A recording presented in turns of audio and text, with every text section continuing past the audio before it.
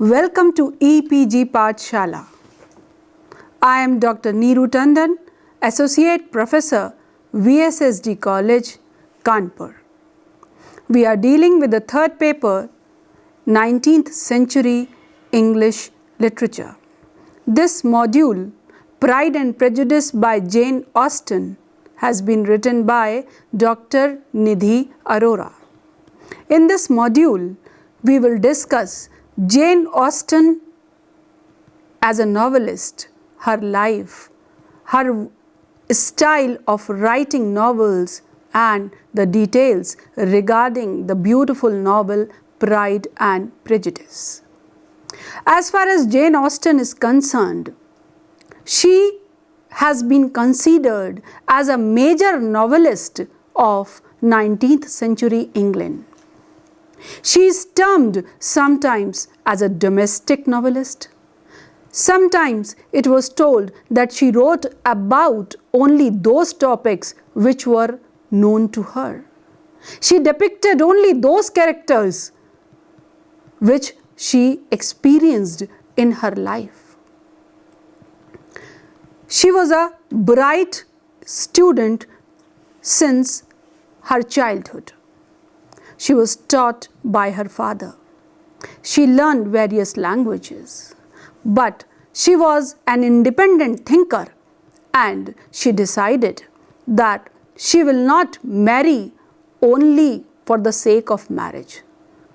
Out of love, there is no scope for marrying a person. She had her views that she expressed freely in her novels. Jane Austen was born on December 16, 1775. The younger daughter of George Austen and Cassandra Austen was, like her father, a scholarly child. She had some knowledge of French and Italian languages as well. She had a lovable character and temperament. Henry Austen aptly said, I quote, "Her stature was of true elegance. Her complexion was of finest texture. It might with truth be said that her eloquent blood spoke through her modest cheeks. Her voice was extremely sweet. She delivered herself with fluency and precision." Unquote. Jane Austen died on 24th July 1817. Jane Austen started writing at the age of 16, but she was a perfectionist. She write, but she will not produce it at that time. She was in the habit of maturing it. She was in the habit of correcting it. She spent 27 years on her 6 novels, as after finishing each novel, constantly revising them and then sparing many more months to rewrite before publication. This the reason that the final version of her novels have perfection. The major 6 novels written by her, Sense and Sensibility, published in 1811, Pride and Prejudice, published in 1813, Mansfield Park, again published in 1813, Emma, which was published in 1815, Northanger Abbey in 1817, and the last novel, Persuasion, got published in 1817 too. Jane Austen, as a novelist, dealt with her characters and developed them with the help of her dialogues. She represented the society in the forms of a social group, which is formed to resolve the matrimonial complexities. In the advancement of the plot, she represented the misunderstandings and frustrations. She just increased the audience's curiosity into intense relations and episodes. The presentation of the society in the form of parties, shopping, dances, full of humor and irony is very interesting to go through. She presented them with a complete perfection, but absence of any villain make her novels more important for readers. Jane Austen is the product of the Transitional period. which intervenes between the ideal of the 18th century and 19th century. On the whole, she belongs more to the 19th than to the 18th century. There are some factors where you can call her that she belongs to 18th century. The first one is her indifference to nature. We all know that depiction of nature is an important trait of Romanticism.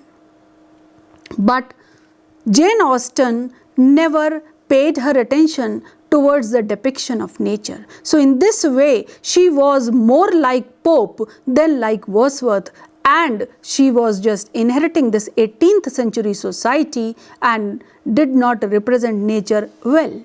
She was interested only in the depiction of her sex, female, and so far male were concerned, they were depicted if they were the object of interest to women.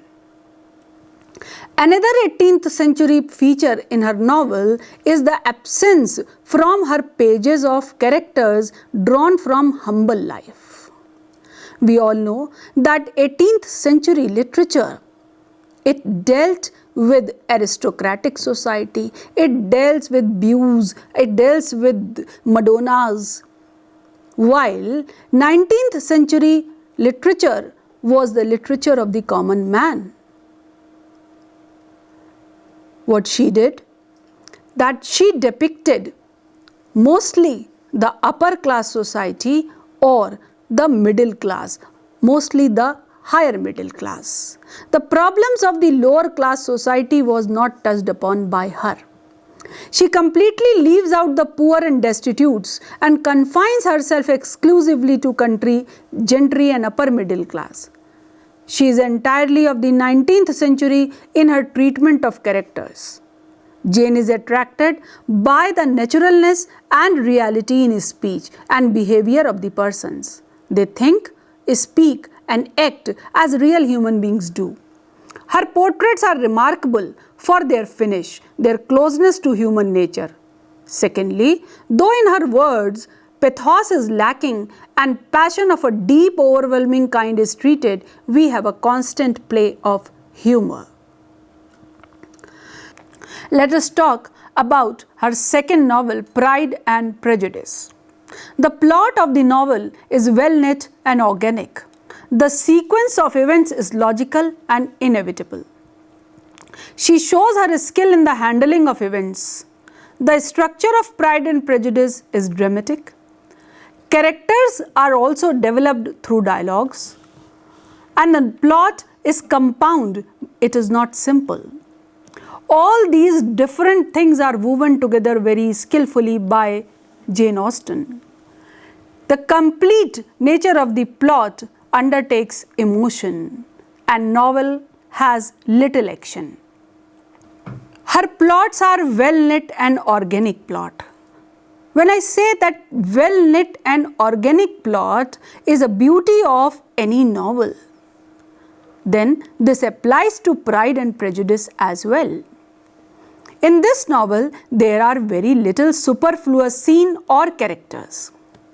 In this novel, with the possible exception of Kitty and Mary, there is no other character, no event that may be called superfluous, or that does not contribute to the development of the story. Even the comic proposal to Elizabeth of Mr. Collins has its own significance. It highlights the character of the heroine and shows her in favorable light. Now, mostly Pride and Prejudice has been referred as a social comedy. Why? The question is why as a social comedy? It is comedy because whatever is being presented, it has got sparks of humor and it is in the light shades. But why social? Because interpretation of social life in terms of comedy is there. The presentation of middle class social life is there in the novel, which attracts people. Life of aristocracy and military life is also there. Limitations of picture financial motivation is there, materialism has been treated with irony. The Lucases, Wickham and Lady Deborah, they have got a comic figure to be presented by the novelist. For any novel, characterization is solely responsible for its popularity. Jane Austen's art of characterization was praised by many because of the variety and abundance of characters, narrow canvas but great variety, characters drawn in their private capacity, vitality of her characters, their complexity and their many-sidedness is there to be enjoyed. The foolish and vulgar are transformed by sense of humor. Round and straight, both type of characters are there. Her female characters are developed fully and very interesting and independent. Use of dramatic methods can be noted and exaggeration of the absurd is there. Jane Austen very skillfully shows that events can be handled and which now follow in quick succession, resulting in the deepening of Elizabeth's prejudice and the awakening of Darcy's love for her. Gradually, the conflict between pride and prejudice weakens Darcy and makes his proposal to Elizabeth at once rejected. Now, what critics have to say on Pride and Prejudice? Like Richard Whatley, I quote, "We know not whether Miss Austen ever had access to precepts of fiction who have illustrated them more successfully," unquote. Walter Scott said, "The kind of moral also which these novels inculcate applies equally to the paths of common life," unquote. Jane Austen likewise often uses irony as a stylistic device and for quite unironic purposes to fly, to poke fun, to underline a decided judgment when there is no real contradiction involved. Pride and Prejudice and Emma are Jane Austen's great novels. When you just talk about her art of characterization, plot and techniques, we can just sum up that the whole plot of Pride and Prejudice revolves around the theme of marriage. Jane Austen is said to be a founder of domestic novel, and all of her 6 novels are against the social background but focus on domestic problems. We have discussed that plot of the novel is compound. It is not simple. Why it is compound? Because it has various plot and subplots. There are several pairs of lovers. The novel consists of subplots like love of Darcy and Elizabeth, that is the main plot, but love of Jane and Bingley is subplot. Love of Lydia and Wickham is an episode. Love of Collins and Charlotte, that is another episode. All these different threads are woven together so nicely that you never feel as a reader that the story is moving in another direction. The subplot serves as a foil to the main plot. Jane and Bingley are passionate lovers as constructed with the active love of Elizabeth and Darcy. Bingley's sudden departure for London from Netherfield heightens Elizabeth's prejudice towards Darcy, for she considers him responsible for the misery of her sister. The subplot, which remains at the front in the beginning, is pushed into the background when the main plot starts. In the same way, we cannot ignore the Lydia Wickham episode. The elopement of Lydia and Wickham gives a push to the story. It adds the element of melodrama. It also highlights the essential mobility of Darcy and helps to dispel the prejudice of Elizabeth. It brings Darcy's real character in front of readers as well as in front of Elizabeth. The comic proposal of Collins imparts the dramatic relief. His marriage with Charlotte resolves in Elizabeth's visit to Hunsford, where she comes to know more about Darcy, and prejudice weakens. Thus, there are no loose ends, and all the parts have been well fused into single compact whole. Now, Pride and Prejudice, why do we call it a novel of conversation and little action?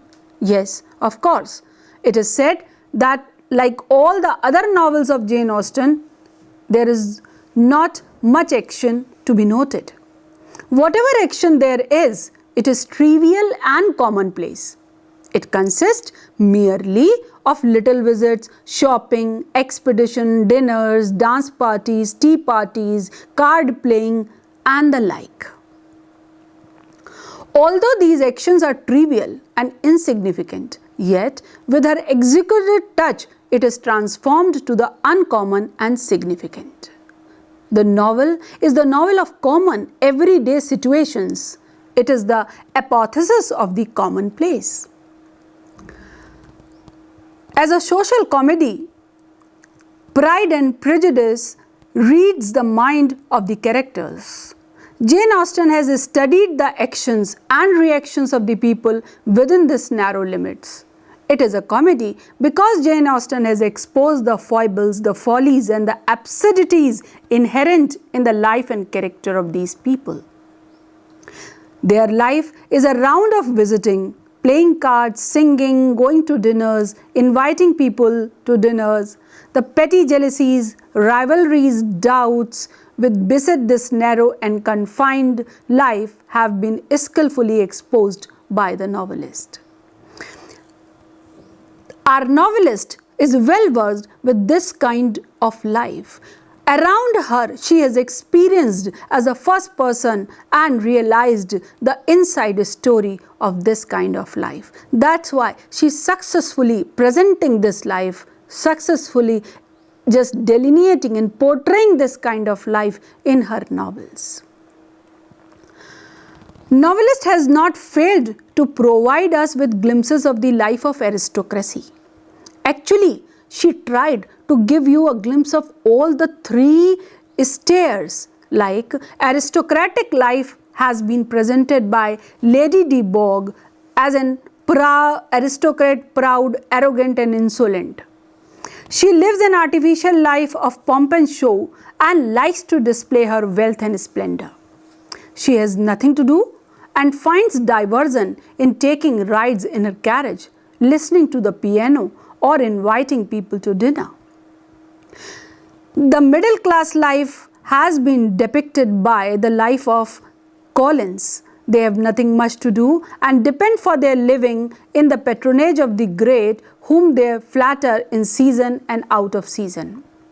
Similarly, through the flirtation of Lydia and Catherine with the military officers, we can form an idea of their social life.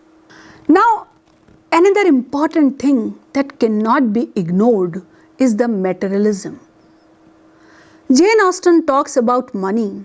Jane Austen talks about materialistic viewpoint of women, not only women but men as well. The sole concern of a mother of getting her daughters married to rich and wealthy people is emphasized. The basis of social relations in Pride and Prejudice is economic, and Jane Austen has exposed it with an ironic smile.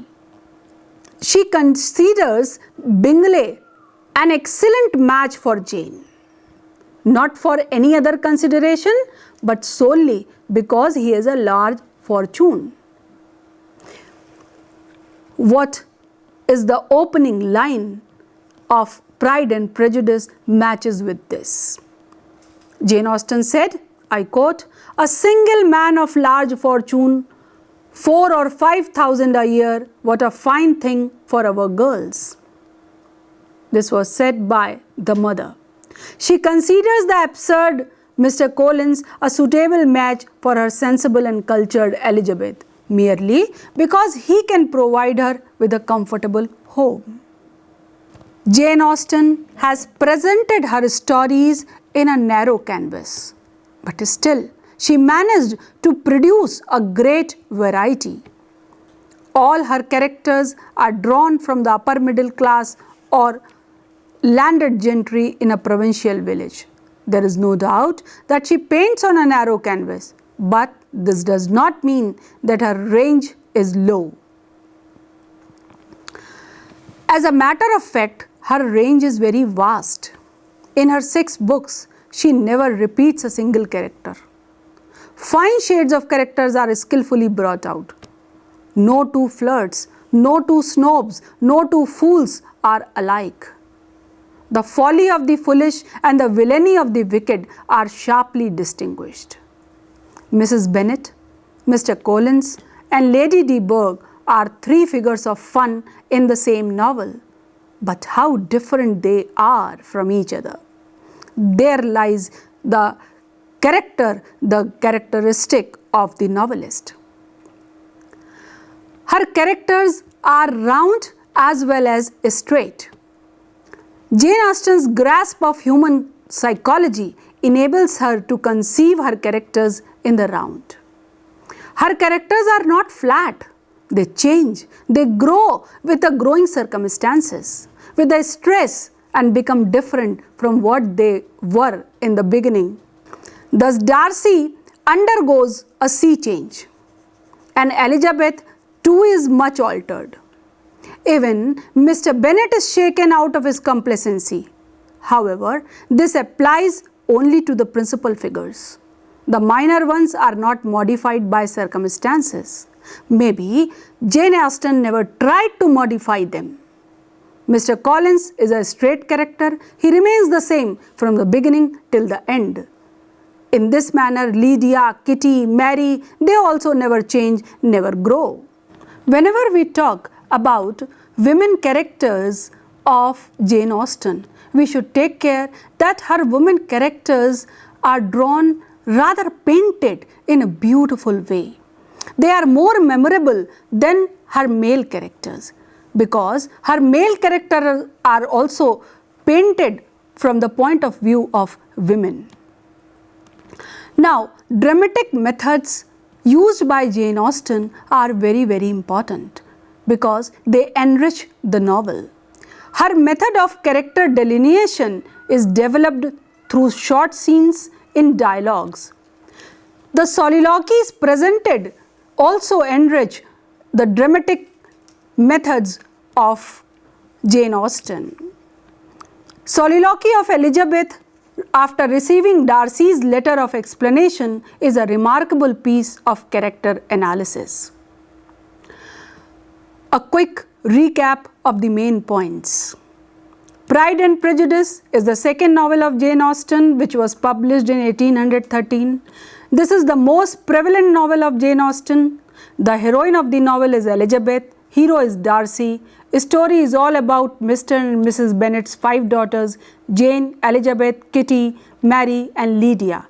And it also talks about the mother's concern about getting her daughters married as soon as possible to the wealthy men.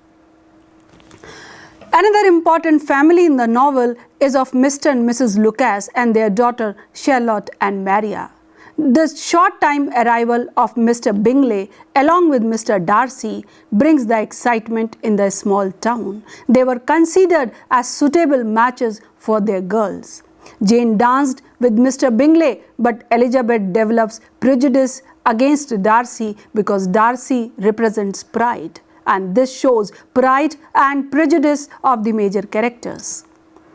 Bingley goes back to London. Jane visits to her maternal uncle Mr. Gardiner in London, and there she comes to know about the real character of Mr. Darcy, and her prejudice weakens and Darcy's pride vanishes. Darcy already told Elizabeth that Wickham had tried to abduct his sister Georgiana. Elizabeth now realized her mistake. In the meantime, Lady Catherine de Bourgh wanted to marry Darcy, and she tries to persuade Elizabeth not to marry Darcy. At last, Elizabeth is just forsakes her Prejudices and is married to Darcy. Jane is married to Bingley. All these marriage bells, they make the plot complete. The whole plot, which revolves around the theme of marriage, finds its destination. So all of her 6 novels set against the social background, but they focus on domestic problems. To sum up, I will use the opening sentence of the novel. Jane Austen said, "It is a truth universally acknowledged that a single man in possession of a good fortune must be in want of a wife." How true. That shows the social construct, that shows the importance of marriage in the life and in the society, in every age. Now, what are the complexities involved in this particular social stigma that one must get married? We all know that Jane Austen decided for herself that she will remain a spinster because she was not ready to marry for the sake of wealth or social status. Without love, there was no concern of marriage for her. As far as a novelist is concerned, Jane Austen, it was said that she remained in her 2 inches of ivory.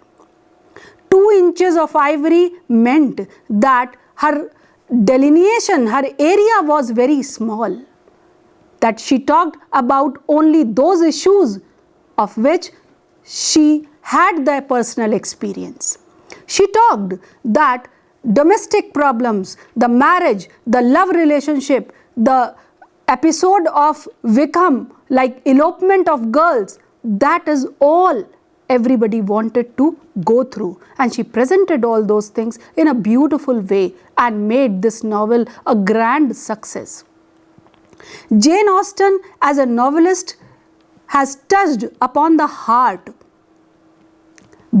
She was not a feminist, but she presented the cause of girls, the psychology of a girl in particular situation where her fate was just marriage or the procreation. How she felt, that was very nicely predicted and painted as if the word picture by Jane Austen.